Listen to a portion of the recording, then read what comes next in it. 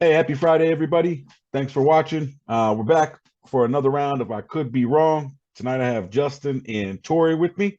Thanks for hopping on, fellas. Thanks for Glad to having me. have you with me. Adams. We're going to go ahead and talk some more football as usual.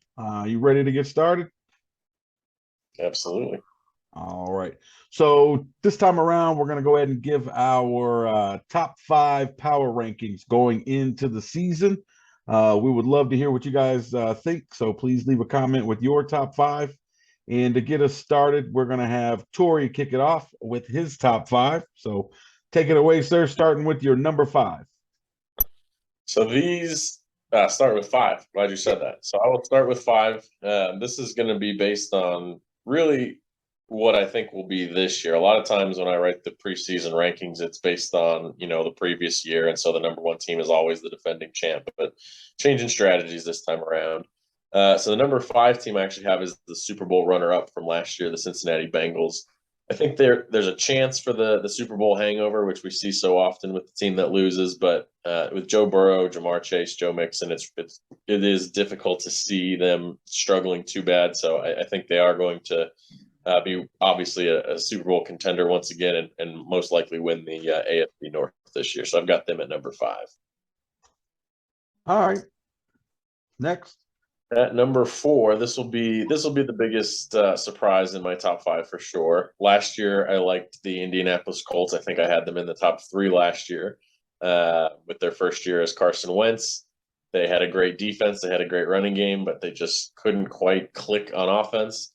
And once again, this year, I've got the Colts in the top five. So I've got the Colts at number four. I think Matt Ryan is obviously an upgrade over Carson Wentz. I think their defense is still arguably easily top five in the NFL. I think it's one of the best defenses in football. They've got a great offensive line.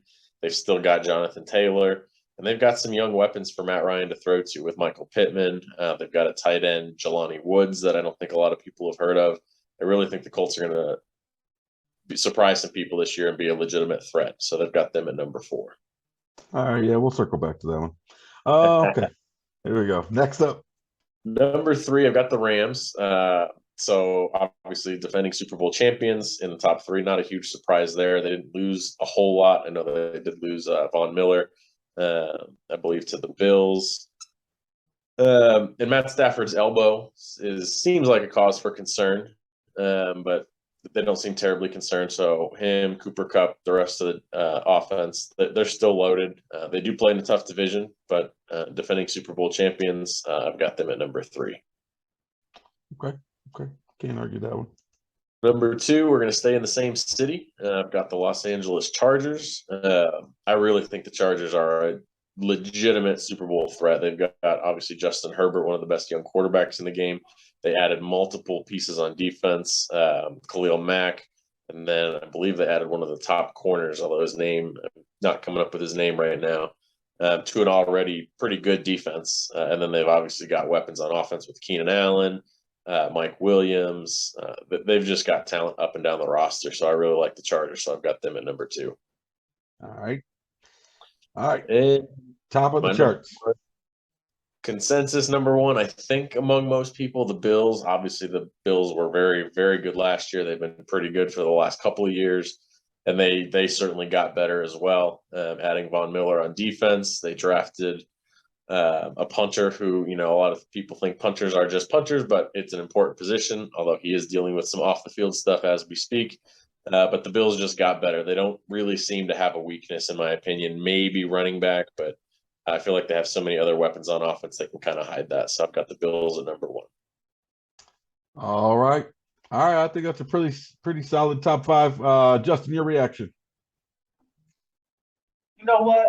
I'm actually gonna say I really respect Torey's approach here because I was gonna go bold. I was gonna take some teams that were really young, like the Chargers. They're a team that's up and coming. They got a really good quarterback. You'll see. I don't have them in my top five, but I was kind of teetering. I was like, you know what? I'm just not there yet. I'm not taking that bold of an approach, I guess you would say. But I respect it because I do think by the end of the year, Chargers could be a top five team. I don't know about number two. Maybe I'd replace them. Put them right there where the Colts are. Definitely. I don't see the Colts even maybe my 8th or 19th, maybe 10th, somewhere in there, but definitely not top 5. So that was pretty surprising. Bills, Rams, Bengals. I like those teams right there. So all in all, I think that I can get in line with most of those picks. I love, the fact that you went ahead and put the Chargers in there, despite some teams that might have more veterans, like the Buccaneers, for example, who were off of a Super Bowl 2 seasons ago, and last year, made a pretty deep run. So I like it overall. Just the Colts kind of threw me for a loop, to be honest with you. I know they have a pretty decent team. I just don't think Matt Ryan really pushes them over the edge. Maybe gets them into the playoffs, possibly a round 1 win, like a wild card win. But once you get in that championship game, I just don't think they have the firepower against teams like, for example, the Bills, the Chargers, the Bengals, even the Raiders, the Chiefs. I just don't think that they will be able to compete with those teams. You get a little deeper into the playoffs.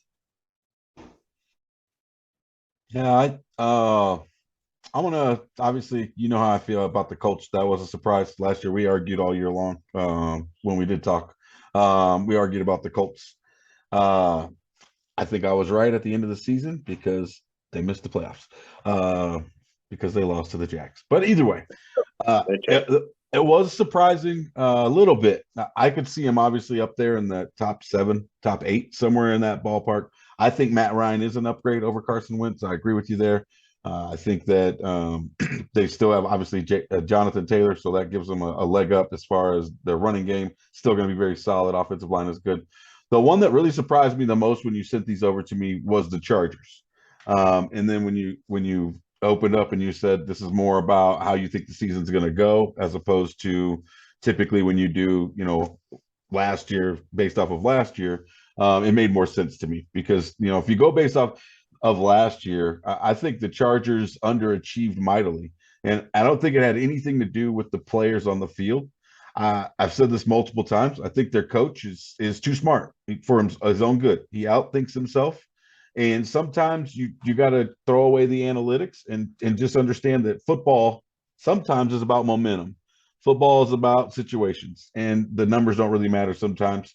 And unfortunately, he didn't do that, and that's why his team didn't make the playoffs and have a chance to win the Super Bowl. So that was the big surprise for me. But I could definitely see if he can get out of his own way, I could definitely see them being a very legitimate Super Bowl contender by the end of the season. So really can't argue too much with your top 5. I have a different top 5, but I could see the points that you made and why you have those teams where you have them based on where you think they may finish the year.